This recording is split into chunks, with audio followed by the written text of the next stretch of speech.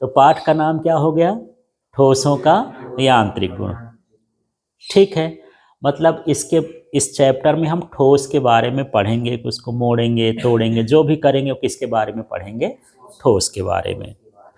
ठीक, तो सबसे पहले मैं बात करता हूं एक जो होता है विरूपक बल, है ना, या इसी को बोलते हैं डिफॉर्मिंग फोर्स। ठीक है, तो होता क्या है यार? वैसे इसके नाम में ही परिभाषा है, विरूपक, जो रूप को बिगाड़ दे उसे हम क्या कहेंगे? विरूपक बल। लेकिन परिभाषा में ऐसा नहीं लिखना है, तो लिखेंगे वह बाह्य बल, ये बाहर का बल होता है, वह बाह्य बल जो किसी भी वस्तु की आकृति में, आकार में, विमा में परिवर्तन कर दे, उसे हम क्या कहते हैं? विरूपक बल। जैसे मान के चलो कि ये मेरे हाथ में एक कॉपी है, इस कॉपी को मैं ऐसा कर दिया तो इसका रूप बिगड़ गया ना। पहले आयताकार थी, अब पता नहीं है किस आकार की हो गई। इसमें कौन सा लगा? ये कौन सा बल है? विरूपक बल है। कुछ नहीं, ये हाथ है, इस हाथ को ऐसे चमड़ी खींच दो, अब ये चमड़ी खिंच गई ना, इसका रूप बदल गया, ऐसे दिखने लगी। तो इसमें जो बल लगा वो क्या कहलाया? बाह्य बल है, लेकिन इसका नाम क्या है? विरूपक बल। ठीक है, यहाँ पर और एग्जाम्पल ले लेते हैं। ये इस तरह से है, ये ब्रश है, यदि मैं इसमें बल लगाता हूँ तो ये इस तरह से कुछ और दिखने लगा, रूप बदल गया इसका, तो इसमें जो लग रहा है वो क्या कहलाया? विरूपक बल। तो क्या हुआ विरूपक बल? वह बाह्य बल जो किसी वस्तु की आकृति में, आकार में, विमा में परिवर्तन कर देता है, उसे हम क्या कहते हैं? विरूपक बल कहते हैं।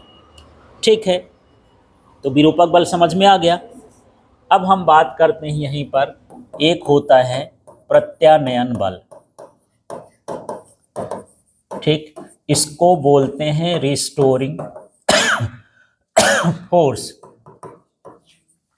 ठीक है, तो इसमें अंग्रेजी में अर्थ निकालो यार। रिस्टोर करना का मतलब होता है पुनः किसी चीज को वापस लाना, है ना। तो ये होता है आंतरिक बल। तो ये वह है आंतरिक बल जो आकार में परिवर्तन हुआ हो, आकृति में परिवर्तन हुआ हो, विमा में परिवर्तन हुआ हो, उसको क्या ले आए? वापस ले आए। तो उसे हम क्या बोलेंगे? प्रत्यानयन बल। जैसे समझना इसको, यदि मैं इसको इस तरह से खिसका रहा हूं ऐसे, ये कौन सा बल लगा? विरूपक बल। इसका रूप बदला और मैं लगा रहा हूं तो ये बाह्य बल हुआ। यदि मैं इसको छोड़ा तो धीरे धीरे वही का वही हो गया। अब इसमें कौन बल लगाया यार? अंदर अंदर बल लगा ना इनके अणुओं के बीच, कोई इसको सीधा तो नहीं किया, तो क्या लगा? ये आंतरिक बल। और ये पुनः वापस ले आया इसको पुरानी स्थिति में, तो हम इसको क्या बोलेंगे? ये कौन सा बल हो गया? प्रत्यानयन बल। तो देख लो यहाँ भी, यदि मैं इस चमड़ी को खींचता हूं तो ये कौन सा बल लगा? छोड़ दिया, वापस आ गया, वैसे को वैसे बराबर हो गई। ये क्या हो गया? इसमें प्रत्यानयन बल। तो जो प्रत्यानयन बल होता है, यह किसी भी वस्तु के आकृति का, आकार का और विमा में परिवर्तन होता है तो उसे वापस ले आता है। ठीक है, उसे हम क्या कहते हैं? प्रत्यानयन बल। ठीक, और भी एग्जाम्पल ले लेते हैं। यहाँ पर मेरे हाथ में एक रिफिल है, इसको निकाल ही लेता हूँ यार, ये निकल गई रिफिल। ठीक है, अब ये सीधी है ना, एक रेखा है। यदि मैं इसको ऐसे कर दिया तो ये कौन सा बल लग रहा है?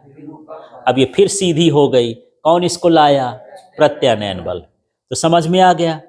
तो विरूपक बल वो होता है जो किसी वस्तु के आकार, आकृति और विमा में परिवर्तन कर देता है।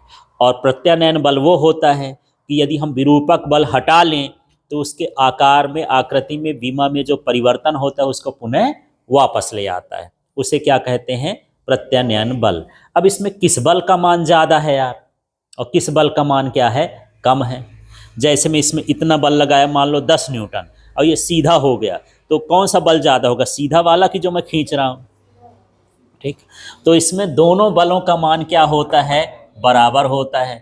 जितना विरूपक बल लगता है उतना ही क्या होता है? प्रत्यानयन बल लगता है। तो विरूपक बल का मान और प्रत्यानयन बल का मान क्या होता है? बराबर होता है। दूसरा, ये एक दूसरे के क्या होता है? विपरीत होता है। यदि मैं इसको नीचे खींच रहा हूं तो उसको कहाँ ले जाने की वो कोशिश करेगा, ऊपर पुरानी स्थिति में। तो एक दूसरे के कैसे होते हैं, विपरीत होते हैं। जैसे बल का मात्रक न्यूटन होता है, इनका भी मात्रक, दोनों का मात्रक क्या कहलाएगा, न्यूटन कहलाएगा। जैसे बल का विमीय सूत्र जो होता है, मानिए इनका मात्रक की बात करें तो इनका मात्रक क्या हो जाएगा, न्यूटन। यदि विमीय सूत्र की बात करें तो क्या हो जाएगा, mlt-2। ठीक है, ये कैसी राशि होती है, सदिश राशि होती है। और जो प्रत्यानयन बल होता है उसकी दिशा विरूपक बल की क्या होती है, विपरीत होती है। समझ में आ गया। अब क्वेश्चन ये